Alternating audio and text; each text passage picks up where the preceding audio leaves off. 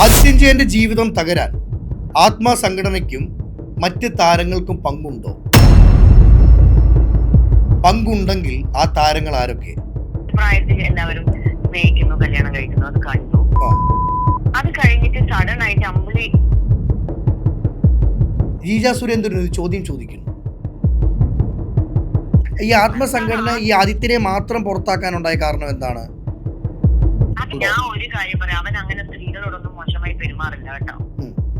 അവിടെ ആദിത്യഞ്ജയൻ കൊടുത്ത മറുപടി എന്ന് പറയുന്നത്, ഈ ആശംസയേക്കാൾ നല്ലത് ഞങ്ങൾക്ക് റീത്ത് വെക്കുകയായിരുന്നു.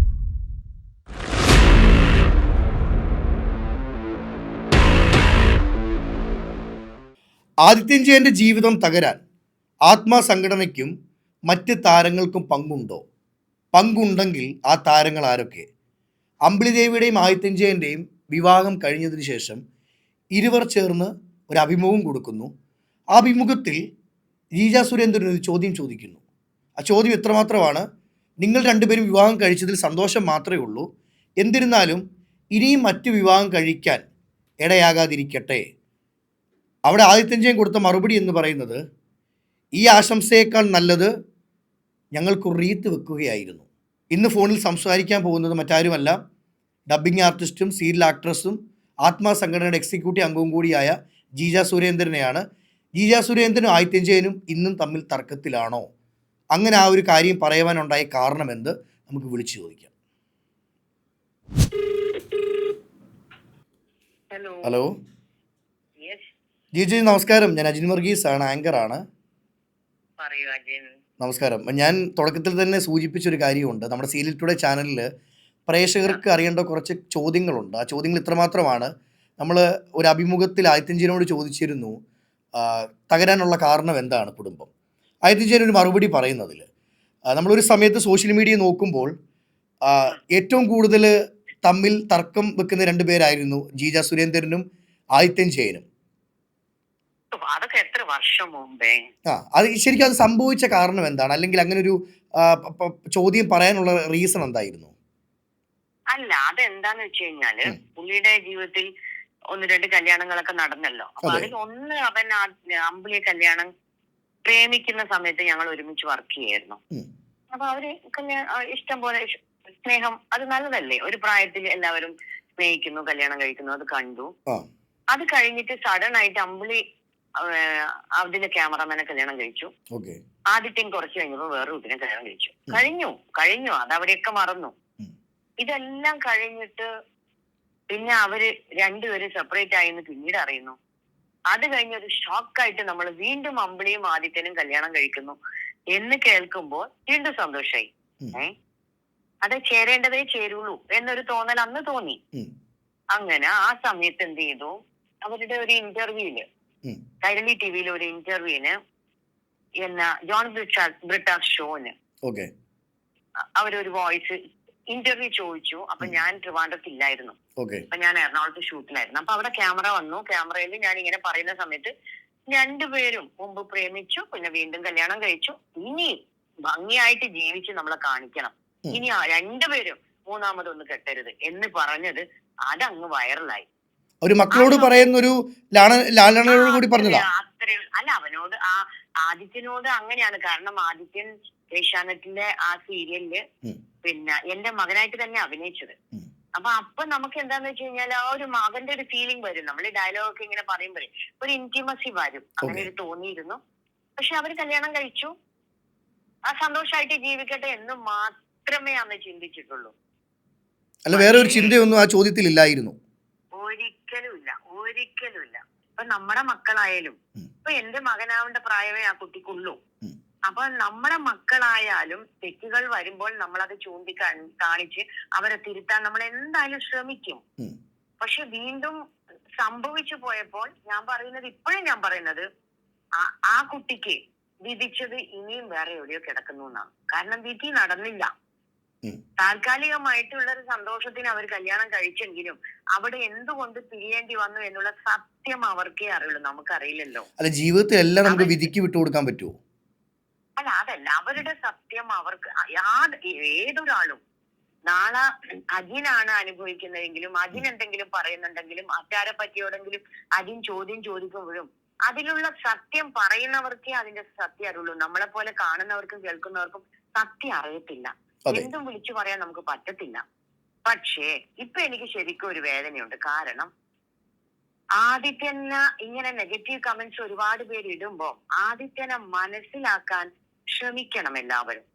ആദിത്യന്റെ ഹൃദയം, ആദിത്യന്റെ സിറ്റുവേഷൻസ്, ആദിത്യൻ എന്തായിരുന്നു, അതായത് ആദിത്യനെ പരിചയപ്പെടുന്ന സമയത്ത് ആദിത്യൻ എന്തായിരുന്നു, അതിനുശേഷം ആ കുട്ടി എന്തെല്ലാം വേദനകൾ അനുഭവിച്ചു, അത് കഴിഞ്ഞ് ഇപ്പം അവൻ ഒറ്റപ്പെടുമ്പോഴുള്ള അവന്റെ മാനസികാവസ്ഥ, അത് നമ്മളെ മക്കളായാലും നമ്മൾ ചിന്തിക്കൂലേ? അല്ല, ഇതില് ഈ ആദിത്യൻ ജയന്റെ കുടുംബം അല്ലെങ്കിൽ ജീവിതം തകരാന് ആത്മസംഘടനയ്ക്കും താരങ്ങൾക്കും പങ്കുണ്ടോ? അയ്യോ, താരങ്ങൾ എന്ത് ചെയ്തു? ഇല്ല. സംഘടന എന്ത് ചെയ്തു? No no no no no no no ഒരിക്കലും ഇല്ല. സംഘടനയൊന്നും ഒന്നും പറയത്തുമില്ല.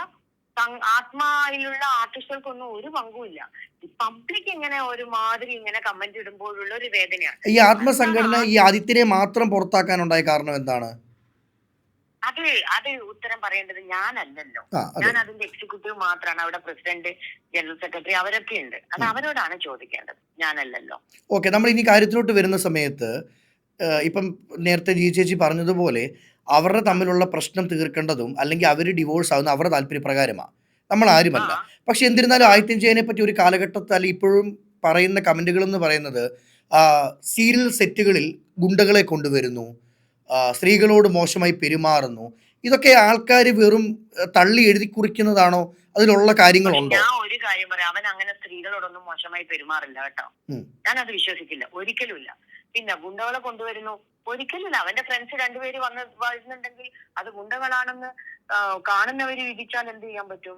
അതെ, സ്ത്രീകൾ വരുമ്പോഴോ ഫ്രണ്ട്സ് വരുമ്പോഴോ ആരും ഒന്നും പറയത്തില്ല. പുരുഷന്മാർക്ക് രണ്ട് തടിയും ഇതുള്ള ആൾക്കാർ വരുമ്പോഴത്തേക്ക് അത് ഗുണ്ടയാണെന്ന് കാണുന്നവര് വിധിച്ചാൽ ആ കുട്ടി എന്ത് ചെയ്യാൻ പറ്റും? ഗുണ്ടകളെയൊന്നും ആ കുട്ടി കൊണ്ടുവരുന്നില്ല, ഞാൻ കേട്ടിട്ടുമില്ല. തെറ്റായ ധാരണകളാ അതൊക്കെ വെറുതെ ജനങ്ങൾ ഉണ്ടാക്കുന്ന കഥകളാണ്. ആ കുട്ടി അങ്ങനെയൊന്നും ചെയ്യത്തില്ല എന്ന് മാത്രമല്ല, ആ കുട്ടിയുടെ നല്ല കാലത്ത് ദേഷ്യം, അതായത് കല്യാണം കഴിച്ചതിന് ശേഷം മെന്റൽ സ്ട്രെയിൻ മാത്രമാണ് ആ കുട്ടിക്ക്. അതിനു മുന്നേ ആ കുട്ടി വളരെ നല്ല കുട്ടിയായിരുന്നു. നമ്മളെ കൂടെ അഭിനയിച്ച കുട്ടിയാണല്ലോ. ഒരു മകനായിട്ട് അഭിനയിച്ചതല്ലേ? പിന്നെ ഞാൻ സത്യം പറയാ, എല്ലാ വേദനകളും ഇപ്പൊ കാണുമ്പോ ഞാൻ ശരിക്കും ഒരു മകന്റെ സ്ഥാനത്ത് വീണ്ടും എന്റെ ഹൃദയത്തിൽ ഞാൻ ആ കുട്ടിയെ കരുതുന്നു എന്ന് മാത്രമല്ല, എവിടെയെങ്കിലും നല്ല വർക്കുകൾ കിട്ടാനും സിനിമയിലേക്ക്, അതായത് ആ കുട്ടി ആദ്യം സിനിമ ചെയ്യാൻ വേണ്ടിയാ വന്നത്, സിനിമ ചെയ്തിട്ടാണ് വന്നത്. അപ്പൊ സിനിമയിലേക്ക് നല്ല നല്ല ക്യാരക്ടറുകൾ കിട്ടാൻ സഹായിക്കാനും ഓരോരുത്തരുടെ അടുത്ത് പറഞ്ഞ് അവനൊരു വർക്ക് കിട്ടാനും വേണ്ടിയിട്ടാണ് ഞാൻ പ്രാർത്ഥിക്കുന്നത്. ഈ ഒരു നാണയത്തിന് ഇരുവശം ഉണ്ടെന്ന് പറയുന്നത് പോലെ ഈ രണ്ട് ഭാഗവും നമ്മൾ ആരെയാണെങ്കിലും കേൾക്കണമല്ലോ. ഇതില് രണ്ടുപേരും തെറ്റ് ചെയ്യുന്നു, ഒരാളെ മാത്രം സംഘടനയിൽ നിന്ന് പുറത്താക്കുന്നു. അത് ഒരു പുരുഷനായതുകൊണ്ടാണോ ചേച്ചി? അല്ല, അത് ഞാൻ പറയാം, സംഘടനയുമായി ഈ ചർച്ചയായിട്ട് ഒരു കാരണവശാലും ബന്ധപ്പെടുത്താൻ പറ്റില്ല.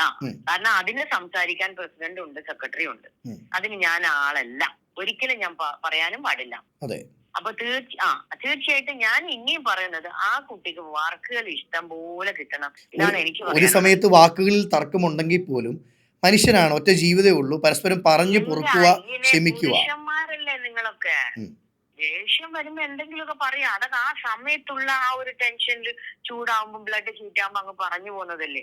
ആ ജീവനാന്തം ആ മൂഡിലാണോ എല്ലാരും ജീവിക്കുന്നത്? നമ്മൾ ദേഷ്യം വരുമ്പോ നമ്മൾ വീട്ടിൽ എന്തെല്ലാം പറയുന്നുണ്ട്, അത് കഴിഞ്ഞ 10 മിനിറ്റ് കഴിയുമ്പോ അതങ്ങ് മറക്കൂലേ?